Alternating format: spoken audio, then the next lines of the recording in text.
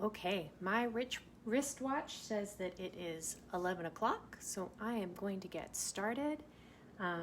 Thank you to everybody who is joining us this morning for ArtStarts Explores. Once again, I've got a slightly different setup. This is week 4 that we are doing these two-part workshops, and this week we're going to be exploring erasers. If you haven't had a chance yet, and I did just make sure it was all up on Facebook, but we do have an intro video that we post the week before each of these 2 live workshops that we host on a theme that kind of introduces a theme and isn't live. So if you are joining us for the first time today, I'm excited to have you. You'll see what's going to happen over the next hour. If you have been joining us every week and you didn't know about those videos, you should be able to find those on our Facebook page, and you can go back and watch those at any time. That content doesn't expire. It's good for any time you want to watch it. So thank you so much to everyone who is here. I would like to take a moment to say hello and thank you to our program manager, Leah Horlick, who is also going to be managing any of the comments. Because my camera is up high so that you can see everything that I'm doing here, she will be available to answer any questions, to comment, to give you some feedback, and please leave a note in our chat so we know you're here. And if you make something cool at home during the session, we would love to see what you're making. So as always, for any of our public programming, whether it's online or whether it's in the gallery in Vancouver, we always like to start our live programming with the 3 rules of Explores. So here, I'm going to get rid of these other stickies so that we can focus. Put those to the side. I'm going to take my little mini hosts. We start at 11 message because we have officially started. And put them back over there, and we are going to look at the 3 rules of Explores. And these are just basically guidelines that we like to follow as we are exploring together. And the first one is respect. And so we practice respect. We don't always get it perfect, but we practice respect by respecting ourselves, checking in with ourselves. Maybe we're feeling grumpy, maybe we didn't have a great sleep, and that's okay. We just need to name that and be okay with however we're feeling today. We want to respect each other. So whether that's other people in the room, whether that's other people we're going to be talking about afterwards, whether it's maybe we didn't have a great morning with somebody else and acknowledging that feelings are there and things aren't 100% great. And sometimes that happens. Mistakes happen. Things happen. And so we don't want to ignore those things. We want to respect that things happen. And sometimes we need a little bit of space, or sometimes we need to take a moment to be apart or to have a conversation. And so that's how we practice respect. We respect our tools by taking care of them, putting them away when we're finished, cleaning them up so that they don't get messy and gunky afterwards. And if somebody else wants to borrow the tools or is waiting their turn for the tools, then maybe we use our words or our signs and ask them how long they need it, or communicate how long we need it so that they know what they can go on to next. And then we also practice respect by respecting the land. And so I always like to start my workshops by acknowledging that I am coming to you. I am hosting my workshop on unceded Coast Salish territory. And I specifically would like to name the Musqueam, Squamish, and Tsleil-Waututh people, who I am trying to do my best to bring you this public programming on that land. As we play together, we want to try and be the most respectful guests we can be. And so those are just a few ways that we can practice respect while we're practicing art making today. Second one is that nothing is for keeps. So everything that we make in these workshops is just, we're exploring, we're just trying things out. We're not making anything for keeps. So when you draw, maybe a picture turns out really well, that's great. Good job. You did a good job, and you should keep that memory that the picture went well. But ultimately, everything that we're trying today, when we're all finished, we should take it apart, or we should put it into the recycling bin, or maybe even take a picture of the experience. But whatever we're making today isn't for keeps. It's not the finished product. So that means that we don't have to worry about how it's going to turn out. And also, the materials don't have to be perfect. They don't have to be super clean. The lines don't have to be perfectly cut. We can take things from the recycling bin. And so, yeah, today we are just practicing, right? So practicing respect, practicing making things. And when we practice, that means that we're able to have no expectations. And that means that we don't have to have a picture in our head of exactly how something's going to turn out. In fact, I encourage you to try not to have a picture, to always be asking, I wonder what will happen if. And if you can come up with a picture right away of what will happen, then you already know the answer. And I suggest you ask another question and try something new, because that's the kind of space that we're trying to explore today. So I always write here, practice surprise. So those are the 3 rules of Explores, and even though I'm going to put them to the side, we're going to have those in mind throughout today's session and all of the sessions that we do. I think I forgot to introduce myself. My name is Kay Slater, and I am the Preparator and gallery coordinator, or one of the gallery coordinators at ArtStarts. Yeah, if you have any questions, please make sure you put something in our chat feed, and our program manager, Leah Horlick, will be able to answer those questions as I go along. So today we are exploring erasers. And if you hadn't had a chance to watch that video, the intro video, that's fine. Basically, all you need to know is we are exploring erasers. So what I did was, I am a visual artist, and a lot of art supplies end up in my studio. But you don't have to be an artist to realize that erasers are one of those things that really accumulates, really collects. You end up having a lot of them in your house. Every year, when you're getting ready for the school year, or when you change offices, or sometimes when you move, or you get a pencil kit, you'll find that erasers are one of those things that get stuck in the bottom of bags or in drawers, and so you can end up with so many different erasers. And this is honestly just a few that I found. I have so many different erasers. And I wanted to start today by saying that the tool itself, the eraser tool, because there's so many different kinds of erasers, it means that you can explore in so many different ways. So even if we just pick one eraser and we're trying one thing, when you're all finished today, maybe you've only got energy to try something for 10 minutes or for an hour. Next time you've got some energy, come back, but try it with a completely different eraser and see what's different. Always ask, what's going to be different if I? So right now, I've got a couple of different erasers. And here I'm going to grab this one, and I'm going to grab this one. And I'm just going to name them really quickly, and you can also compare how your erasers at home are different. But this eraser, and this is basically the eraser if you were going to be looking online, or if you're going to be getting a kit that you probably know. Yours is probably pretty dirty too if you keep it in a pencil case or in a drawer. They pick up dirt all the time, not just when they're erasing. And these are rubber erasers. So these are made from rubber. And one of the things that I like to encourage you as ArtStarts Explorers, that we're not just exploring art making, we're exploring all of our tools. So without doing any research at all, we can just deeply look at any of our tools. Look at the shape. Look at the color. Give it a sniff. How does it smell? Does it leave a mark on your finger? Ask all of those questions. But if some of those questions start to be questions that you can't answer just by looking, and you need to start doing some research, then I encourage you to do so. We're very lucky. So right now, libraries are starting to open up. But if you don't feel comfortable, or your family isn't able to travel to the library, or for whatever reason you can't get to the library right now, we're very lucky that we have access to the internet. And there's lots of information out there that you can start researching those questions. So for example, like, what are pink erasers, or what are rubber erasers made of? Or what is rubber? Where does rubber come from? what's the history of rubber?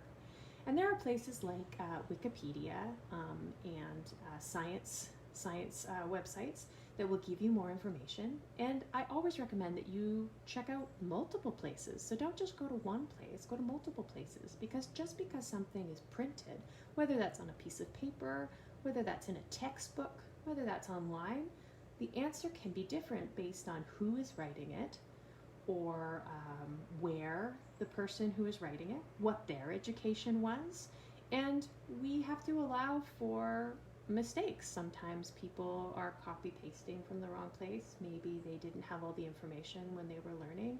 And so the more places that we can pull information from, the more we can answer that question. What is it made of? What is its history? And we can always be learning, and we can always ask. So I absolutely recommend that you go online, because it's a really interesting history of rubber. And just as a little tidbit, what I did when I was doing some research about the rubber eraser was that before they started to make rubber erasers, and the whole idea of rubber is also the natural rubber has a really interesting history for the Spanish indigenous peoples, where they would use natural rubber. And so that was it's basically just gum from a tree that they would use to erase. But before that, there are some cultures, and specifically I found some information about Japan, where they would use bread. They would use crustless bread. So if you have a piece of bread in your house right now, I suggest you try that out as an eraser and see how it works.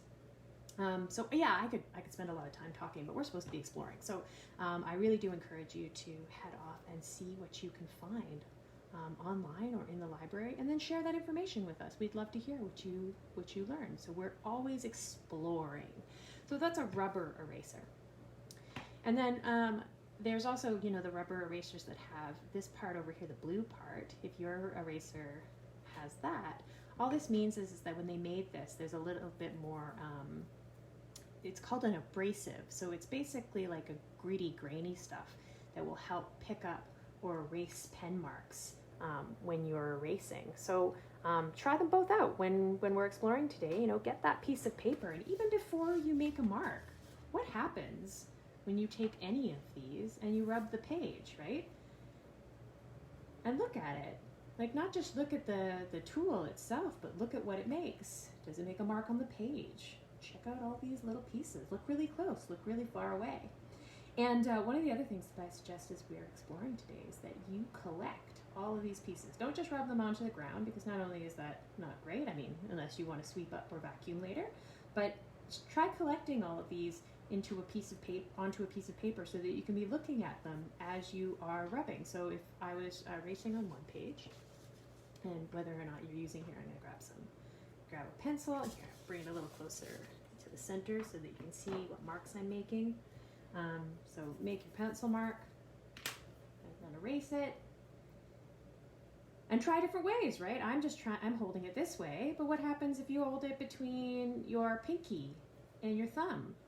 Or you hold it, so I usually write with my right hand. What happens when you erase with your left hand? Or I'm holding down the page right now. What happens if you try and erase without holding the paper down? However you want to try it, try all those different ways.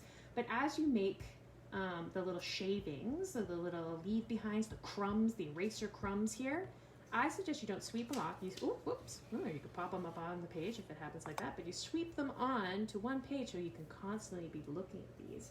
And yeah, and notice what's different. So for mine, because I had pencil marks over here, these marks, or these leavings, the crumbs of the eraser, they've got dark marks on them because they actually rubbed the graphite, they rubbed the pencil marks and then collected them onto there, and they look different from the ones where I just rubbed directly on the page.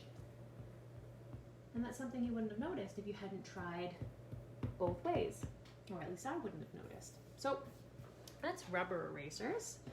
And then, you could try the abrasive side. Oh, look at that.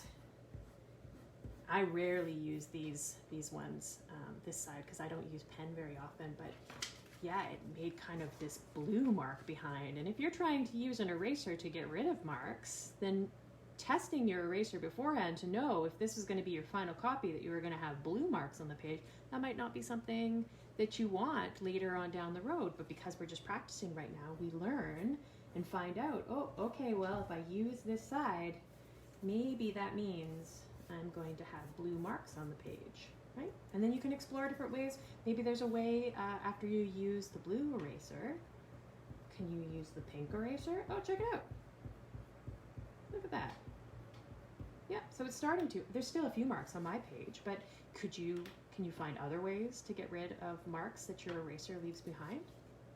So I'm constantly pushing those over. All right, so those were our rubber erasers. I'm going to put those there.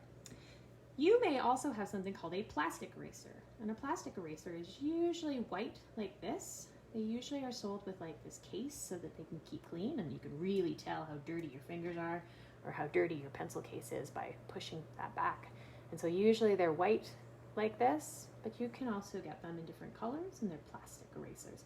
Plastic erasers are just for pencil or graphite, just like the pink side here. But they're usually a little bit softer and less likely to leave a mark on your page. But that being said, try it out. See what happens, right? And then when you do these shavings, compare the shavings between each one. So here I've got 3 different, I don't know how close you can see it. I'll bring it a little closer to the camera. But already I've got 3 different kinds of eraser crumbs. I've got the white eraser crumbs, and they were starting to pick up some of the marks that I had there, so it's kind of gray. And then I've got the blue eraser crumbs over here, and I've got the pink eraser crumbs. And honestly, I'm already starting to create a picture just using eraser marks. So I've made a whole new material. Maybe I thought I was just going to be working in pencil, but now I've got this new material. So what happens when we start collecting these? What can we make with the eraser crumbs? Okay, I'm going to put that back down over here as we keep going. And so I just wanted to show you that. So that was the difference between that rubber eraser and then a plastic eraser. And try different marks, right? Try out different things and see, here I'm going to really hard on this side, and see which one erases better, or does it erase at all, or does it leave a mark on your eraser, and what happens? What happens if? Okay, so those were those 2. And then I have 2 other kinds of erasers here. I have this one and this one. And so this is called a gum eraser. And this is more like the history and the research that I was telling you about the gum.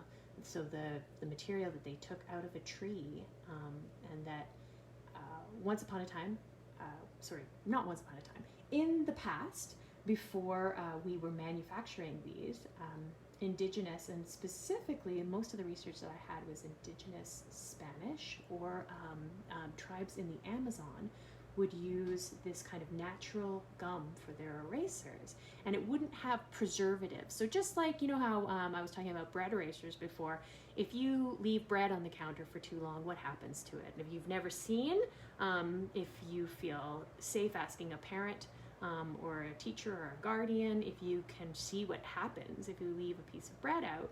But basically my spoiler is that it will probably go moldy or will go bad. And so that was the same thing with erasers. They would have the erasers and they would actually start to get moldy or they would fall apart.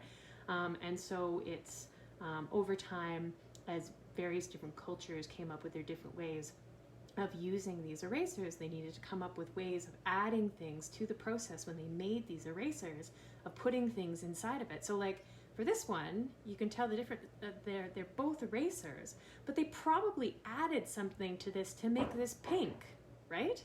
This is more of the natural color of what when you pull something out of the tree is.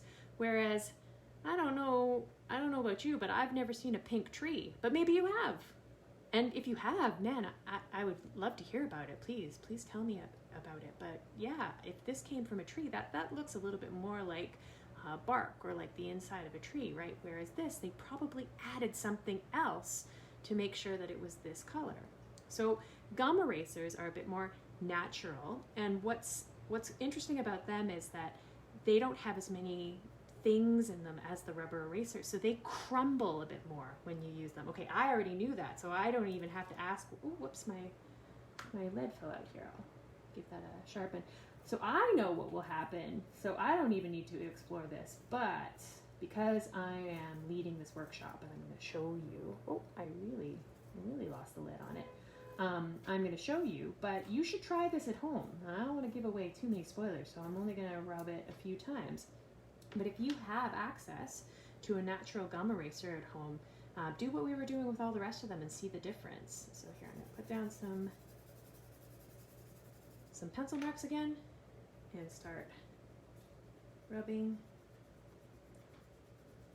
Okay, this was a really good quality eraser. It's not even crumbling as much as I would expect. But here, I'm going to bring this a little closer to the camera, and you can see, well, maybe you can see that it's starting to pit and crumble in places, and it looks different than where I have rubbed this side. This side, it's just starting to kind of disappear and be rounded, whereas this one, it's got chunks in it. It's kind of like cheese, right? It looks like it's got these little lumps, and that's because the eraser starts to crumble as it starts to pick things up. But same thing as before, I recommend you keep all of those crumbs, and I'm going to put a little bit to the side so I can keep comparing the difference between all of my eraser crumbs as I try my different things. And if you only have rubber erasers at home, that's cool. I recommend that you try all of them. Just because these are both rubber erasers, look, there's slightly different colors, there's slightly different shapes. Do they make different eraser marks? You won't know until you try.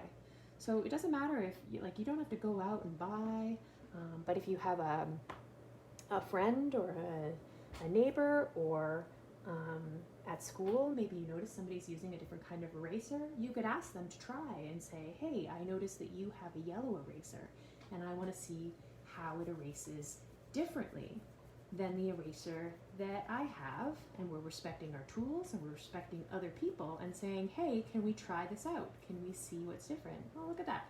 So this time I was rubbing this eraser, and this is a plastic eraser as well, but it acted differently, and it created this long snake, right? So all of the eraser crumbs kind of rolled all together into one line. And now I know this technique to make this interesting line with my eraser crumbs, right?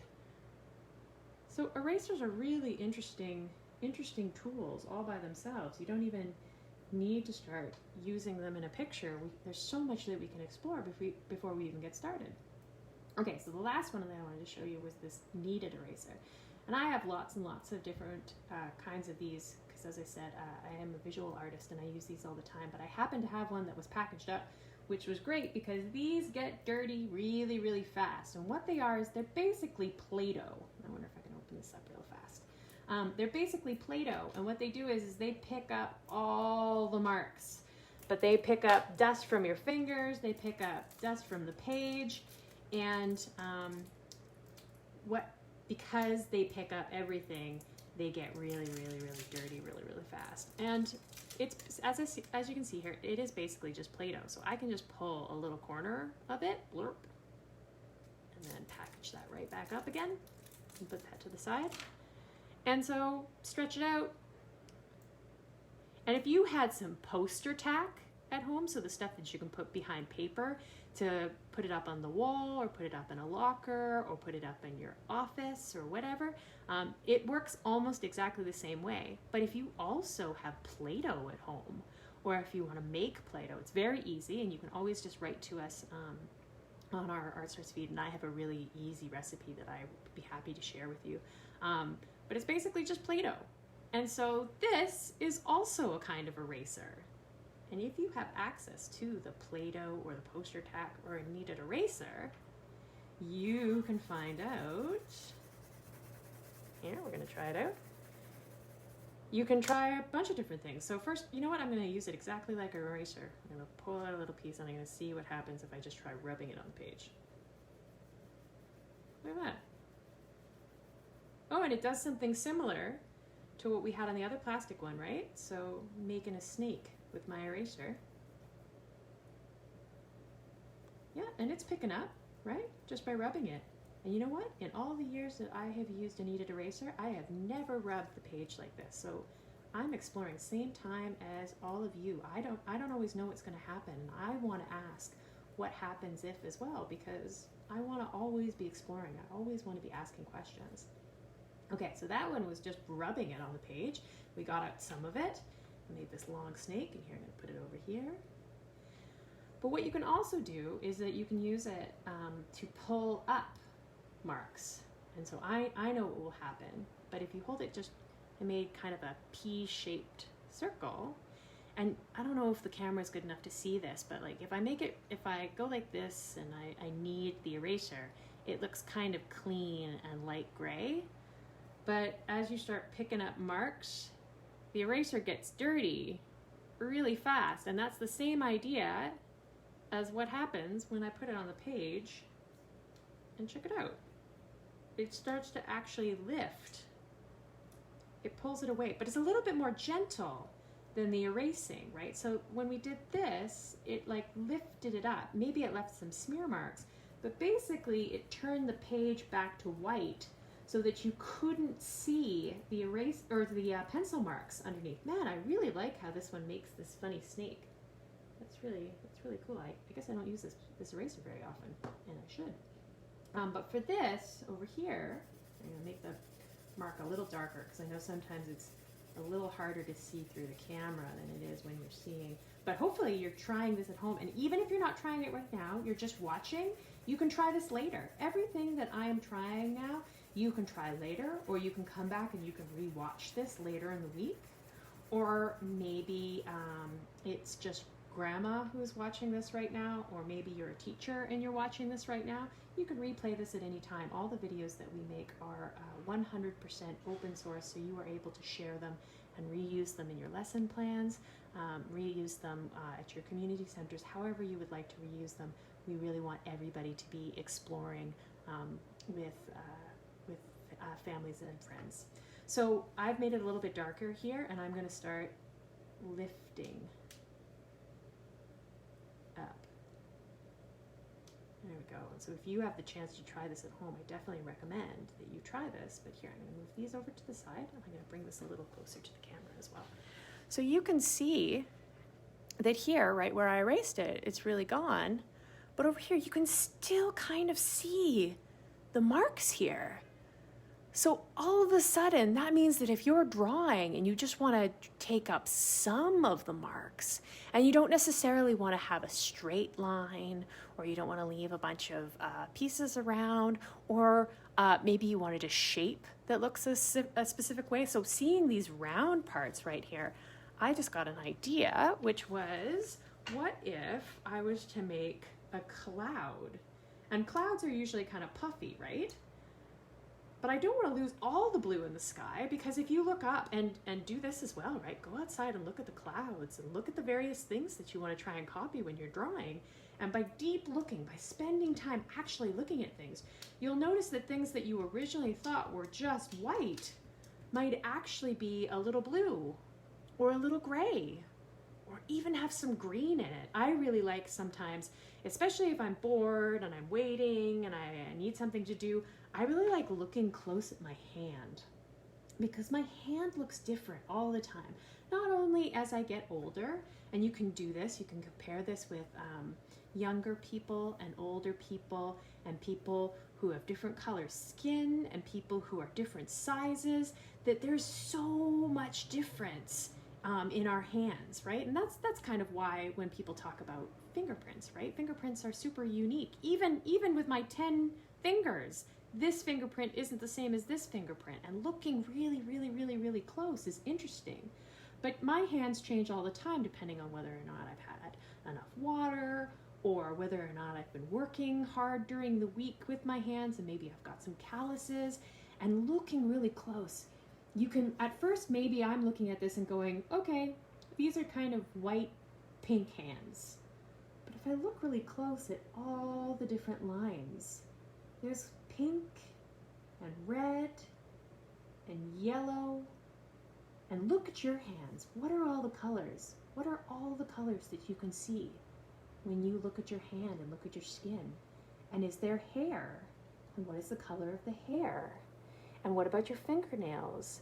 And if you notice the color of your fingernails being one color, so I could call the end of my fingernails white, but I already said that my skin here was white. And so if that's white, what does this skin color become? And then you can come up with all these different words to describe the different colors that you see. And then you start noticing the lines and the wrinkles and the bumps. If you ever got a scar on your hand or a cut on your hand, how does that look different? And ask the people around you to compare your hands and see all the ways that are different. And so that was all just from talking about clouds, right? Just all the colors that we can see in our clouds. Well, erasers let us do that if maybe we wanted to put some color down. I don't know if, actually, I'll go check if I've got a pencil crayon in a second, but for this, I want different colors of white. So if I had my fingernail here, we're talking about hands, so I might as well do this right now. So there's my finger, and there's my fingernail, and I've left it white, like the color of the sheet here, right? But I know that the end of my fingernail is a different color of white from the rest of my skin. So how do I show this white being a slightly different color? Well, this is when this kind of eraser is really great, or gum or whatever. Actually, oh, what about chewing gum? Oh, if you have permission and you're doing it safely, and remember, we're trying to make sure that we practice being clean and healthy. So maybe we want to try this outside with a piece of paper with enough distance between each other, and make sure we throw it out and wash our hands before and after.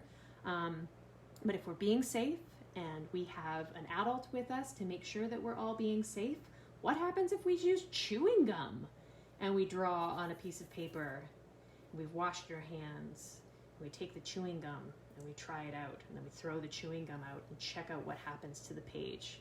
And if you don't feel safe doing that right now, or a parent or your guardian or your teacher says that this isn't the time, that's okay. Stick it into the back of your head. These ideas will be good for you to try at another time, right? So we're trying to respect and practice safety, respect for ourselves, and respect for people who are trying to keep us safe when they say those things. So when I get excited, sometimes it's really exciting to come up with a new idea, and we can write those down and we can save them for later. We don't need to try everything all the time right away.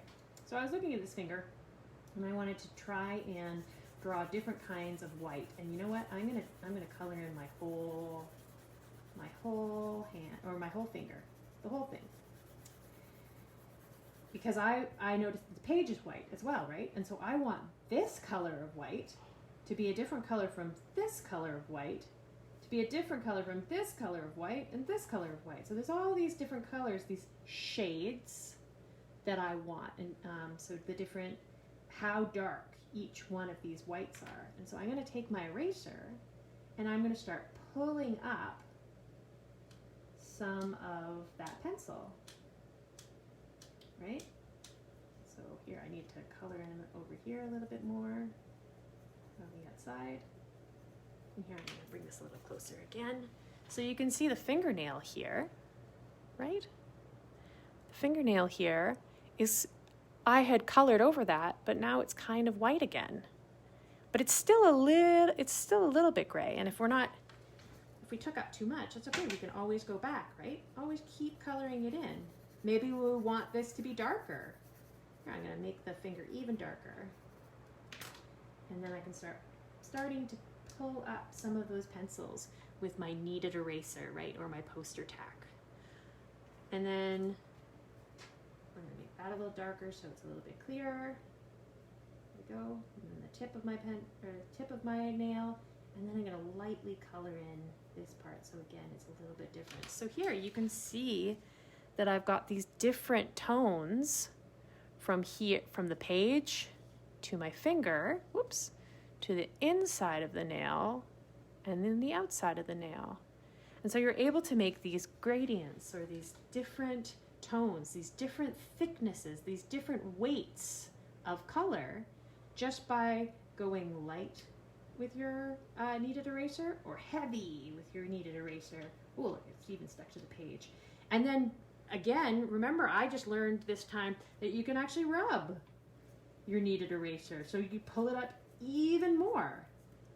than if you were just going to stamp with your kneaded eraser. So look at that. We haven't really drawn, well, I drew the finger. But we haven't drawn a single picture yet, and we have so many things that we have found out just by trying 4 different kinds of erasers. And there are a few different other kinds of erasers, and I recommend that you check them out when you have time. If you have some time to go online or go to the library, or even go to an art store and find out what they have in their eraser section and see what else they have. And these are just some of the kinds of erasers that I'm trying. Maybe you have different ways of erasing things at home. We used the kneaded eraser, which was kind of this gummy putty stuff, but it's sticky, right? So what else is sticky that we know that might be able to pull out different kinds of pencil marks, right? Maybe there are different ways that we can be trying things out that I don't have, or that I haven't shown you here today, right? Because I don't know everything. I don't know all the answers. You might come up with something that I never even thought of, and I would love to hear more about how you explored that thing. Okay, I'm gonna take my kneaded eraser, I'm gonna put it back over here, and I don't wanna lose my shavings, so I'm gonna just push that over to the side a little bit, and I'm gonna bring this over here. And the next part that I wanted to explore was the pink eraser again. So as I said, this is one of those erasers that ends up stacking up in your house. You end up having like 3 or 4 of them. You don't really need them. And if you keep them for a really long time, or they get exposed to the sun, sometimes what can happen is they start to get crumbly and they don't actually erase anything anymore. They only smear the page, or they're just not doing a really great job. And you don't have to throw those out. In fact, if your eraser has started to get kind of a shine on them, usually that means that they're starting to go bad. It means that the preservatives, or the chemicals that they put in to make sure that it was stable. Remember, we talked about these having fewer preservatives, right? So fewer chemicals in it to make sure that it's stable. So the chemicals that they put in these, they've just stopped working, and so it started to spoil. Well, what we can do now is we can make these into stamps. And so remember how I said that this is made of rubber? Well, if you've ever been into a craft store before, or if you've ever gotten a card that has a print on the front, you might have gotten, or you might have seen one of these before, which is a rubber stamp, right? And so a rubber stamp is basically, so this side shows you what the stamp looks like. If you take this side and you stamp it into ink, and then you transfer it onto another piece of paper. And that's a way for you to easily get the same picture over and over again. And if you were with me last week, we explored tracing as a way of quickly transferring one picture to another piece of paper or another surface, fast, because all we're doing is tracing. Well, this is kind of like that, only what we've done is we've got an impression. We've got a copy of the picture here that has been carved into rubber, which is the same material as this one here. And then we're able to stamp it onto a page. But what if you don't have any ink? So if you have one of these rubber erasers that are already carved at home, how can you make it so this transfers without any ink? Well, let's see. Let's find out. So I'm going to try using my pencil. I'm going to lightly draw on one of these snowflakes here. Because we're just trying to find out. And I happen to have a tin here. I like to collect chalk and charcoal and graphite and Conte and basically drawing sticks. So as they start to get smaller and smaller and harder to use, I like to collect these so that I've always got some kind of mark making tool. Especially if I'm not sure what I want to draw, just having a random assortment of different ways that I can make a mark is always great to get my brain going. And so I'm just going to randomly pick up this one, and this ends up being willow charcoal, which was basically just a piece of a willow branch, so a piece of tree branch that they fast burned. So really fast, got really hot so that they could make this compressed piece of charcoal. And you can already see my fingers are getting dirty just by holding onto it. And so I'm going to rub this over here on this one. And I'm going to try one more. And I think this is a piece of compressed charcoal. So that's kind of like this one, only it was a bigger piece of wood that they put so much heat and so much pressure that it was forced into this smaller piece like this. I'm going to mark up this one here. The nice thing about using graphite or charcoal on these kind of ink pads is that this is all water, can be cleaned up with soap and water, right? We're not wrecking the stamp afterwards. And if you did have one of these stamps at home, you might actually see the ink from the last time you used it. So if you used it on a red one or a blue one, it might already have ink on it. And I recommend that you look, right? That deep looking that we're always trying to do. Really look close and see what you can notice about the tools that you're using. Okay, so we have pencil, we have willow charcoal, and we have compressed charcoal here. I'm going to press this onto the page. Oh, there you go. So it didn't leave a strong impression. In fact, my fingertips over here left more of an impression than even the charcoal did. But you can kind of see it. And if you wanted to make a light impression, or find out different ways. What happens if we wet the surface? I happen to have a spray bottle right here. And I'm going to give it, oh, that was a lot of water. That's fine. I've got a paper towel right here.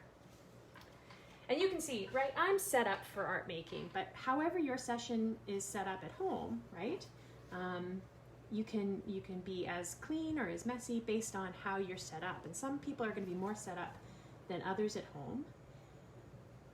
And we just always want to be respectful of the space, right? We were talking about respect for ourselves and respect for each other and respect for our tools, but respect for the space. I mean, that's another way of respecting the land, but respecting the space and where we're making our art making is important as well. Okay, I added a bit of water here. I'm going to check this out. What happens? And I'm not worried. I'm not worried if this isn't going to work out, right? Because we're just trying things. This isn't for keeps. So if this doesn't work out at all, that's fine. We're just saying what happens if. Okay, so it made a little bit more of a wet mark, but not a lot. So basically what I learned is that if I want to make an impression for my rubber stamp, I probably should use ink or paint. So us knowing that, we are going to make our own rubber stamp, or at least I'm going to show you what would happen if you used one of your erasers into making a rubber stamp. So, depending on how old you are while you're watching this, I want you to be aware that there are going to be certain tools that it makes more sense that an adult or an older sibling or an older friend or the neighbor or a teacher's assistant or your uncle, it's going to be a little bit safer for them to handle tools like an X-Acto knife or a utility blade or even sharp scissors or even a safety pin. And I'm going to show you what it looks like for all of these. But if the adult that is with you or the older person that is with you says that they should use it, then I think you should maybe respect that they don't want you to hurt yourself, and you can watch. And when you're a little bit older, you'll be able to try these things for yourself. But if they say that it's not something that they feel comfortable with you using, what you can do is you can mark your eraser yourself with a pencil. And if you've never drawn on an eraser, oh, this is another good way to explore. I'm going to write my name right onto the eraser, right? Especially if this is an eraser that has gone bad and it's not erasing anymore, right? If this was just going to go into the garbage, why not draw on it? Why not see what's happening? And here, I'm just going to write my name because it's only 3 letters, K-A-Y. It fits really easily onto this eraser. And if it's your eraser and you feel okay drawing on it, then that's okay. But we don't want to draw on somebody else's eraser that we don't have permission for. But yeah, even if you were going to draw on an eraser that was good, right? So here, real fast, I'm going to draw a happy face. This eraser is still good. Well, all you need to do is erase with it, right?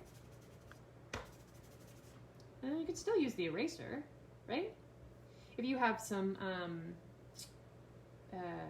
what's this called again? Darn it. Sandpaper. I forgot the word for a second. If you have some sandpaper, or even a wet paper towel, you usually can just wipe off pencil, right? And look, we're doing another kind of erasing. I said this in one of my other videos, that basically erasing is just cleaning a page, right? We're just cleaning marks. So check it out, no big deal. We drew on our eraser, we didn't want it on there anymore. We can erase it there, right? Erasers are really cool tools to have around, and honestly, I recommend that you never throw them out because they're great for so many things. If you ever had some sharp objects that you wanted to protect, you could just stick the sharp object into it and it protects the end. If you are learning how to sew, you could take your needles, and you don't need to buy a pin cushion. You can just stick your needles into there, and now you've got a pin cushion. A pin cushion is just a way for people to keep their pins and their needles safe so that when they're working and they're ready, this is just sitting there, you're sewing, and you can just pick up your needle, thread it, keep going. Oh, it's sharp, it's still threaded, but you don't want to put it down and you don't want to lose it. You're going to stick it back into your pin cushion so you can easily see where it is. So never throw out your erasers. They're so useful. They're so interesting. And remember, you could always crumble them up and make another kind of material out of them, right? There's always something that you can make. You never need to throw out any of these things unless you start getting clutter, right? And then you want to recycle them and get rid of them safely. That's always something that you might hear adults say, is that you don't need to keep everything. And that's true as well, right? Because there's always recycling bins, there's always garbage cans, there's always borrowing from other people, there's always asking your community. You don't have to keep everything at your place. You can share your resources. You can look for unconventional places. You could go outside and see what you can find, right? Do a nature walk and see what you can find outside, and then bring it home and then bring it back outside again. Okay, so I have drawn my name K onto this eraser that has started to go bad and just leave marks on things. And so I was saying that if it's too sharp for you to be doing and you want to ask an adult to do this, then what you can do is that you can say, okay, this is where I want I want you to cut away. This is where I want my rubber stamp to be. And so there's a couple of ways that we can make marks in rubber, and I encourage you to try different ways. I already showed you the sharp needle, and then you can use a safety pin and you can poke holes. And you want to go slow, right? Any kind of sharp object, we always want to go slow. And you could make dots, right? Depressions in the rubber eraser. You can see the little holes there as you go along. And then when we're done with this, of course, we want to be safe.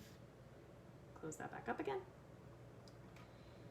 Again, just if you are an adult and you were able to use the X-Acto knife, you can also start cutting away. So I'm just going to, part of the K here. Oh, sorry, part of the Y. Silly me. Right, and just start cutting away. And always, right, we want to cut away from ourselves. We do not want to cut towards our bodies. Just because an adult is using a sharp tool doesn't mean that they can do whatever they want. They have to still practice safety as well. So we want to always make sure that we are cutting away from ourselves. Check it out. So I've started to cut away some of the eraser there, so that's sticking up. So that was using this knife.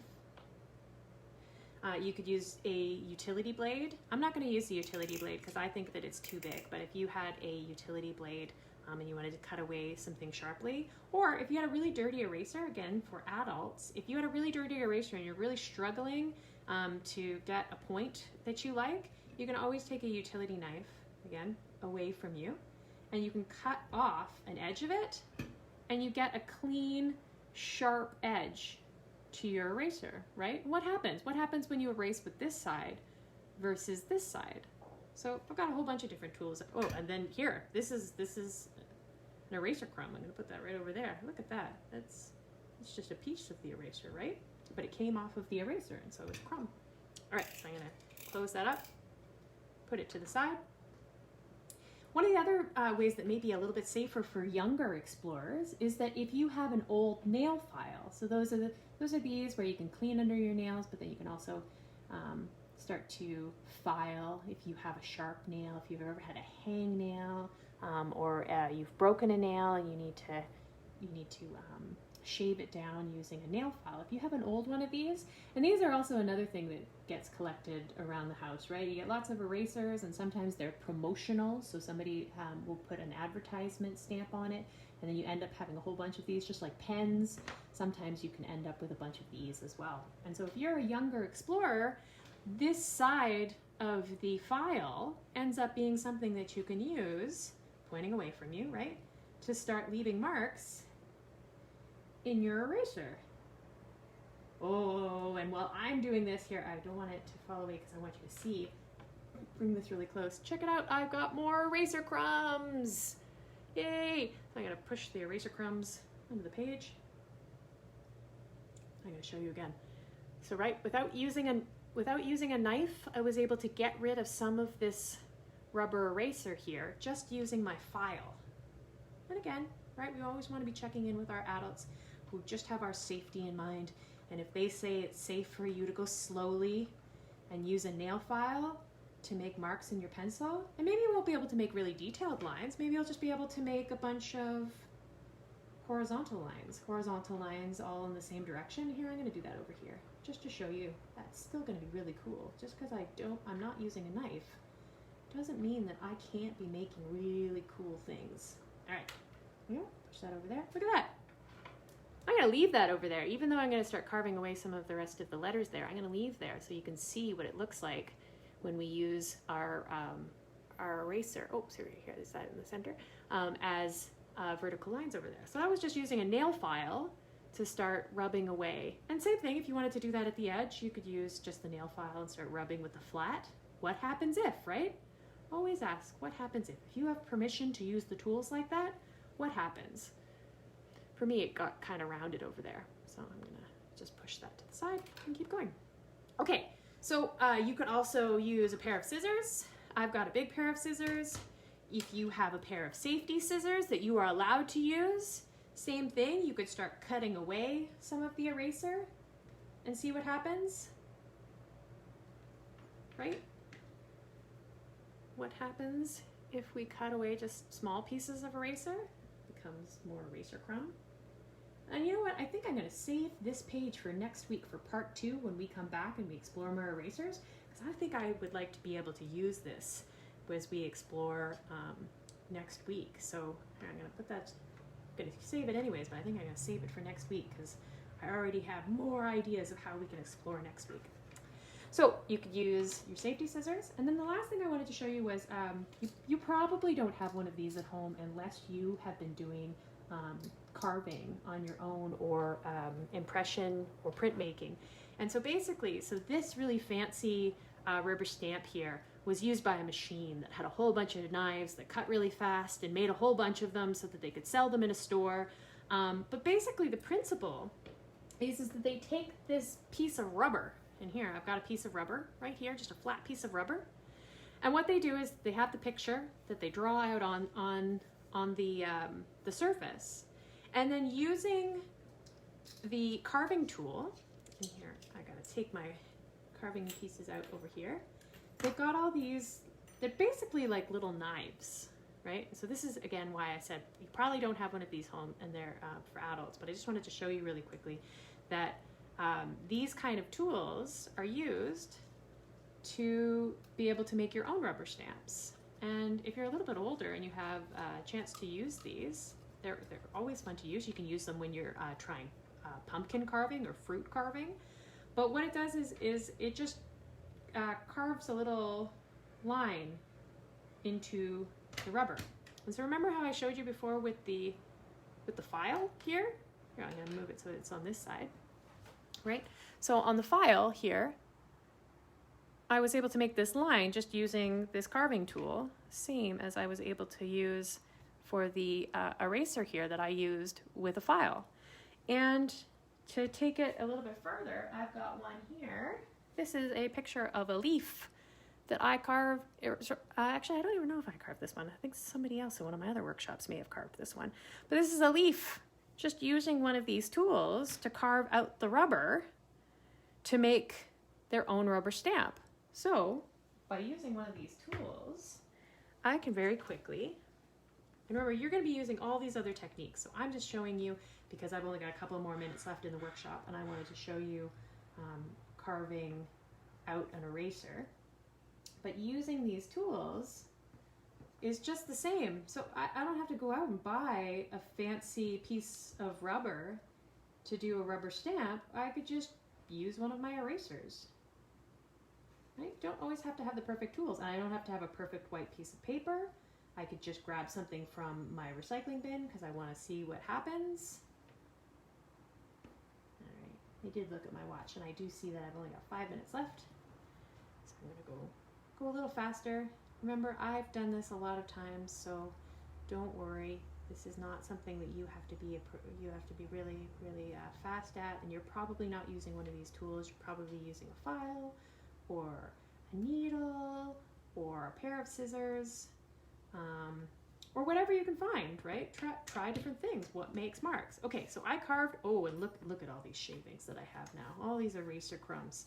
All right, pick them up, put them all onto my page. Always making new materials for me to try things out with. Okay, so those are all to the side here. And I have carved my name into this, this eraser, right? And so what we're gonna do now is we're gonna take this page again, and we already knew that the pencil didn't work great, but we're gonna try it again, just because this isn't the same, right? This is a different kind of rubber. So we're gonna try here. And I'm going to redraw where I didn't carve away, where my name is, to make it a little bit darker with pencil. Okay, there I am. Now let's give it a shot. Oh, push it down on the page. There we go. And so it's backwards, right? But there's my name. Here, I'll bring this up as well. Right? So I took this side and I pressed it into the page.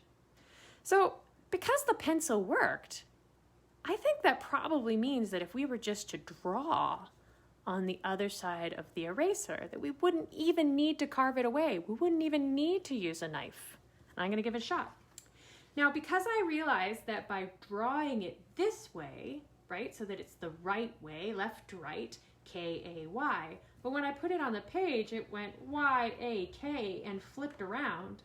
I'm going to take the impression that it made here on the page, and here I'm going to make it a little darker so that you can see it here. And I'm going to use this as a guide for the other side of my eraser to try and make an opposite side when I draw it on this side. Okay. So I'm going to try and redraw that here on this side. And it doesn't matter that there's writing on here, right? Because, or try it out, right? Does the writing on your eraser actually transfer onto the page? Find out. But I'm just drawing right over the words that were already on my eraser because I only care about the graphite or the pencil marks right now. So K. A-Y, but drawn in reverse, right? And so let's see what happens when I press it down here. Oh, it wasn't very clear at all for me. Does it work for you? Maybe it'll work different. My eraser is very, very old, so it might not be perfect, but we can try these other materials as well. Here, I'm going to try the charcoal.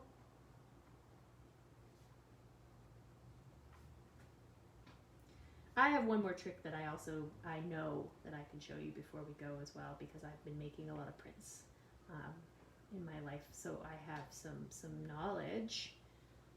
But here, I'm going to try it one more time. Press with my rubber eraser. There you go. You can kind of see it. Look at that. Right? Kind of makes a mark. Okay, so the trick that I know is that sometimes with pencil and with these kind of marks that you do actually need a little bit of water. So we're going to use our napkin as the drawing, or sorry, as our paper. And so by getting it just a little bit wet, there we go, a little bit wet, probably a little bit more than a little bit wet, so hopefully it still works. We don't know what will happen if I put too much water on the page. We will find out. Okay, And I'm going to take that rubber eraser, I'm going to push it down on a wet piece of paper towel. Ha-ha! And it transferred even better, right? So now you can actually see what the wet was when I transferred it over onto the page. Okay, so I basically only have 1 more minute left, and what I wanted to show you is that this carve out that we did, so the rubber stamp that we made out of our eraser, you could use an ink pad if you had it, but if you had a little bit of paint at home, or even try with a pen. What happens when you use a pen, right? And here I'm just gonna put a little bit of paint onto this surface, and I'm just spreading it out with my finger because I don't want it to get stuck in the lines in between here. Again, this is because I know what happens, but find out what happens when you do it, right? Put a bunch of paint on, and if it makes or it doesn't make the impression, keep trying different things until you can figure out how to make it the way that you want it to be. So I put it in here, and you can see where the paint, here I'm going to put that one more time because it didn't actually cover all of my rubber stamp. And sometimes we do have to do that with a rubber stamp, right? We have to really push it down. And there we go. I've got paint on all the parts where I carved it off. Take a piece of paper where we've been trying all of our stuff, and boop, there we go. So our eraser became a rubber stamp. We didn't have to throw it out. And so when we're done, the other thing that we can do, and because again, we're always asking our adults to help us, right? This is another using a knife thing, but if we wanted to get rid of the rubber stamp and start over again, all we would need to do is, cutting away from us, is carve away what we carved onto the eraser. And all of a sudden we have a brand new surface again, and we can start again. And so that was exploring part 1 of erasers, right? I bet you never thought you were going to be using an eraser as a rubber stamp, or as a pin cushion, or as a carving tool, as an impression making tool, as a way to make new materials. So we're always trying to push our tools a little bit further by trying new things. So thank you for joining us this week for part 1 of erasers. Next week I will be back at 11 a.m. to explore part 2 of erasers, where we're going to try even more things using erasers. We're going to caption this video, we're going to add words to the bottom, and we're going to repost this video so that you can watch it anytime during the week. And if you have any questions at all, please be sure to leave a comment so that we can answer. I'm going to leave the video playing for about 2 more minutes while I clean up, so that you have an opportunity to ask any questions or leave any comments for Leah and I, and then I will see you next week. Thank you so much.